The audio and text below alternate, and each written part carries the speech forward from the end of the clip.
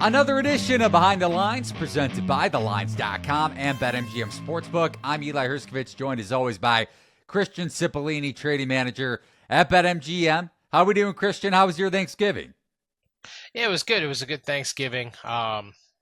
Okay week for the book. We took a it was a weirder week. We ended up losing a decent amount on parlays. A lot of tight spreads, but a lot of the favorites actually ended up not covering but winning. So we got beat up there. But yeah, Thanksgiving ended up being okay for the book because it was one of the rare weeks where the Lions didn't cover. Right, Chicago backdooring that game, the first game of the three on Thanksgiving, and I guess four, including Black Friday. But speaking of Detroit, 3.5-point home favorites against the 9-3 Green Bay Packers on Thursday night, total of 51.5. Detroit tied with Pittsburgh for the second best ATS record across the NFL, but some key injuries to note. Not only Aiden Hutchinson still out for Detroit across their defensive line, but also nose tackle, one of the best run-stopping defensive linemen in football, DJ Reader, questionable for this game. And then you still think about the defensive front, including the linebacker positions. Malcolm Rodriguez, who replaced Alex Anzalone, he's on injured reserve. Rodriguez out for the rest of the season after tearing his ACL against the Bears on Thanksgiving.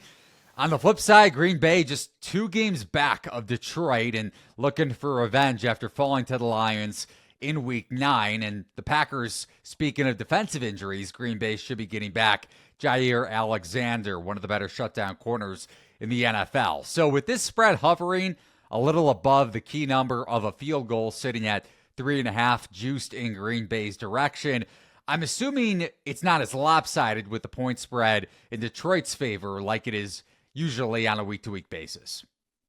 Yeah, that's a good point. That's actually exactly what's happening here. I'm not sure if it's just because they didn't cover last week or maybe more the fact that they're playing a division game, Packers that are pretty good. We're still taking much more Lions bets, but over the past couple of weeks, that has been in the 80-90%. As of right now, we're looking in like the 55-60% at the moment. We'll see if we get more Lions bets as we get closer to kickoff, but as of right now, yeah, not as bad on the lines as we usually are. And kind of citing those injuries that I mentioned, especially for Detroit, if we look at player props for this game, Josh Jacobs, his rushing yards prop, 69.5, minus 160 to score an anytime touchdown, tied with Jahmyr Gibbs for the second best odds, one of Detroit's running backs, and stable of plethora of options for Detroit in terms of scoring touchdowns for anytime touchdown odds in this game. Does Jacobs' odds stand out, whether it's rushing yards or anytime touchdowns, or what is the bigger or biggest liability among player props on Thursday night? Yeah, so the one that stood out the most to me was Jahmyr Gibbs. Pretty much you name his prop, we have overs and a lot of them. In general, usually when you ask me this for Thursday, it's a little bit mixed at times. Everyone is expecting this to be a shootout because everything that I've seen, pretty much you name the player, Josh Jacobs, any skill position player for the Lions, all overs on all their bets, and at a higher rate than I would say I normally see on a Wednesday. So, yeah, I guess big anticipation of this being a high scoring game. Over to probably the other big primetime matchup on Sunday night, the 11-1 Kansas City Chiefs, 4-point home favorites against the 8-4 Chargers, total of 43. Kansas City 11-1 straight up, like I mentioned, but just 5-7 against the spread. And you go back to Black Friday, failing to cover that game, winning another one possession game, and the Chargers, conversely, 8-4 ATS. But you go back to Week 13, outgained by over 160 yards against the Falcons, despite winning that game outright and covering the short point spread. Kirk Cousins throwing 4 picks definitely did not help the Falcons' cause and Falcons' bettors for that matter. Kansas City opening 3.5, minus 3.5 in this game for a brief period, but now up to -4 at BetMGM as of this recording on Wednesday. Keep in mind for anybody looking to back the Chargers, similar to Green Bay, above the key number of a field goal. Chargers without J.K. Dobbins, their star running back for this game, and possibly Ladd McConkey, one of the better rookie wide receivers across the NFL, who suffered an injury against the Falcons on Sunday. So how does the spread tickets compare to money wagered? juxtaposed to Detroit and Green Bay, for that matter, another primetime matchup. Yeah, so the stat you mentioned at the top, the fact that Kansas City's 11-1 straight up, and their against the spread record is not as good, that is exactly where we're seeing the action. When I look at the money line, about 85-90% of our bets right now are on the Chiefs, but when I go to the spread, complete opposite. It's almost all Chargers bets. We're probably about 85% Chargers bets on the spread at this point. So it looks like the world is starting to learn that stat and realize that the Chiefs just haven't been covering at a good rate. I mean, this number is a lot lower than they have in the past couple games. But yeah, the public is starting to realize that they haven't been covering. So, although you did mention too that it has moved from 3.5 to 4, so it is going against where we've seen the money at the moment. So I'm assuming with that in mind, the handle, maybe not the bets, but more of the money wagered in terms of the point spread, at least compared to the number of bets, a little bit in favor of Kansas City in that regard? So some of our, early on when we were at 3.5, we did get sharp action to put us to 4. The rest of the market's been sitting at 4. Since then, more of our like public bets and public handle on the spread has come on the Chargers. I haven't specifically seen on the money line. Usually that tends to be kind of more public money, but it's much more of our handle has come on the Chiefs from the money line. Okay, so key note there. Sharper bets on the Chiefs at 3.5, which makes sense with the line shifting up in their direction. So speaking of Kansas City, Patrick Mahomes 20-1 to win NFL MVP, 5th best odds, but Josh Allen, after his monster performance on Sunday night, becoming the first quarterback in league history to tally a passing touchdown, rushing touchdown, and even a receiving touchdown, and the 4th player to score a receiving touchdown on a pass he threw in NFL history as well. So his odds to win MVP, minus 250, the odds-on favorite. Where is the liability? I know we touched on this market last week, Saquon Barkley being the biggest liability, but has Allen crept up a bit closer to Barkley in this market, and where is Mahomes sitting at this point? Yeah, so Josh Allen was plus money last week to win MVP. Obviously, that's a pretty sharp move into minus 250. We're actually okay on Josh Allen at this moment. If it ended right now, we'd be perfectly okay with it. That would be a winner for us. A lot of that helps with the fact that Josh Allen was one of the favorites going into the season, and then obviously the favorite now. So we are okay there. For us in liability aspects, Saquon is still the very big problem.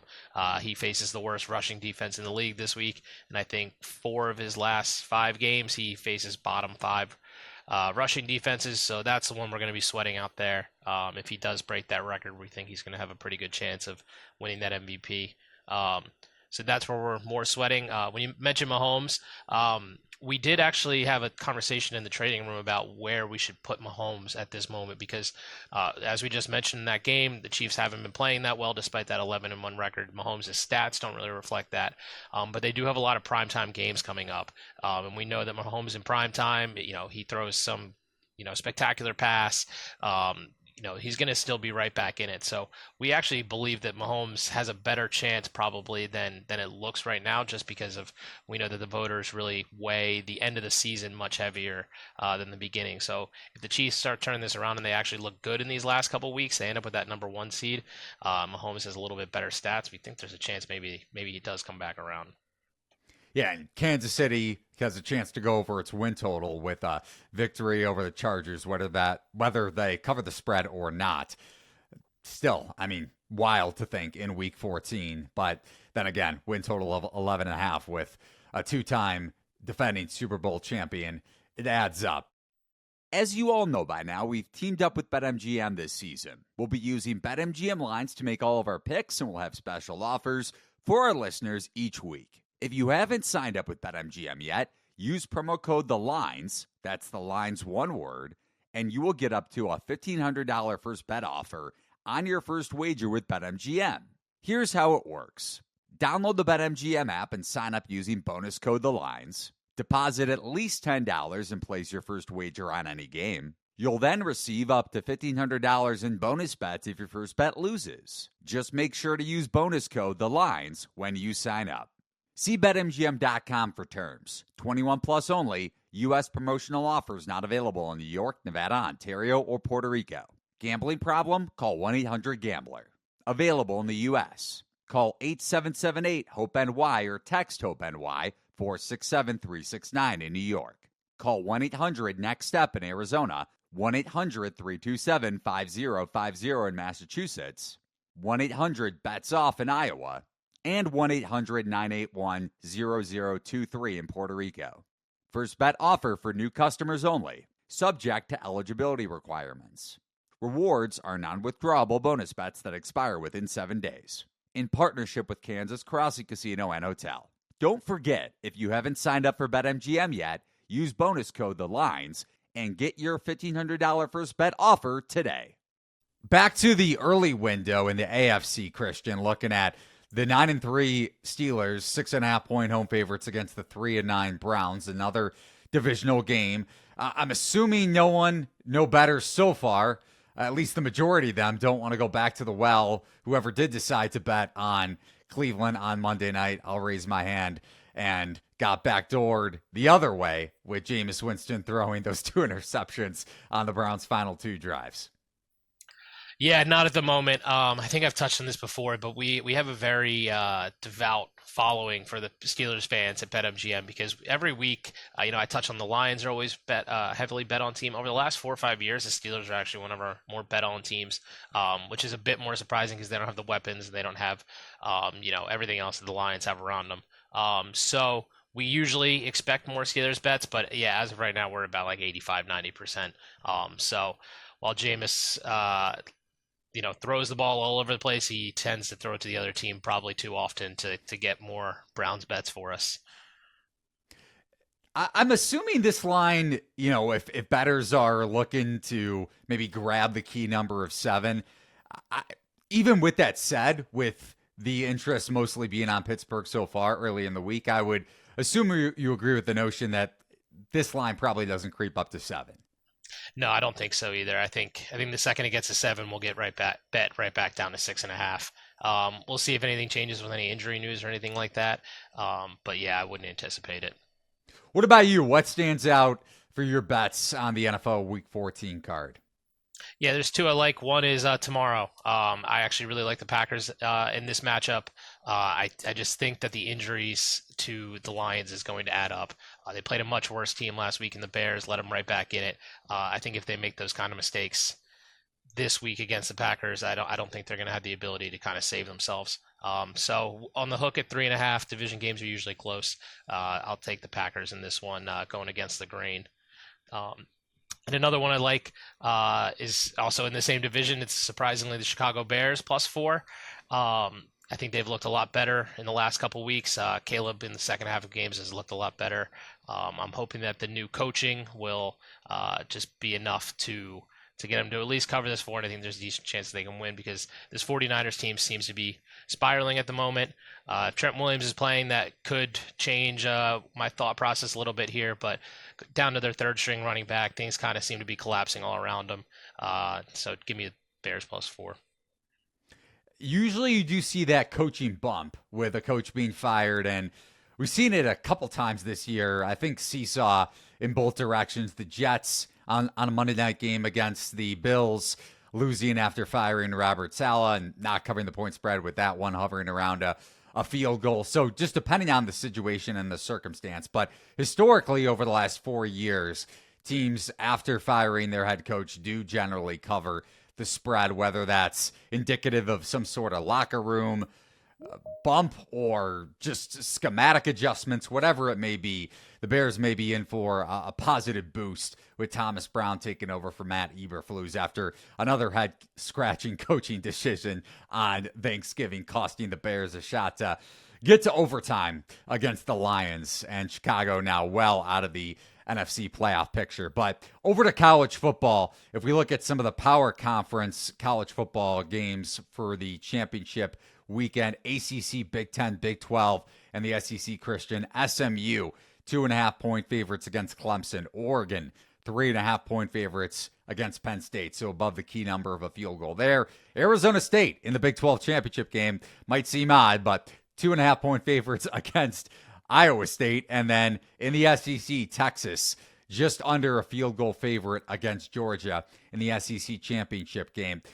First conference championship weekend, by the way, with no touchdown or higher favorites since 2006. So with that in mind, if we look at the biggest liability, or conversely, the biggest need for BetMGM this weekend, what is it so far, or what do you expect it to be among those 4 conference championship games?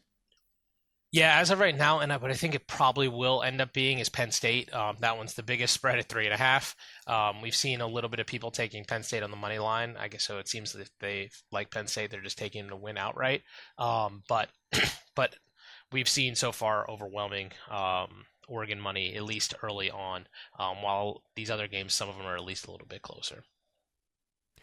Looking at the Big Ten in general this year, Ohio State losing to Michigan as a 3-score favorite on Saturday, missing out on this Big Ten championship game. It would have been a rematch of Oregon and Ohio State had Ohio State at least won the game straight up. But the Buckeyes still with the third shortest odds to win the college football playoff, right around plus 450 at BetMGM.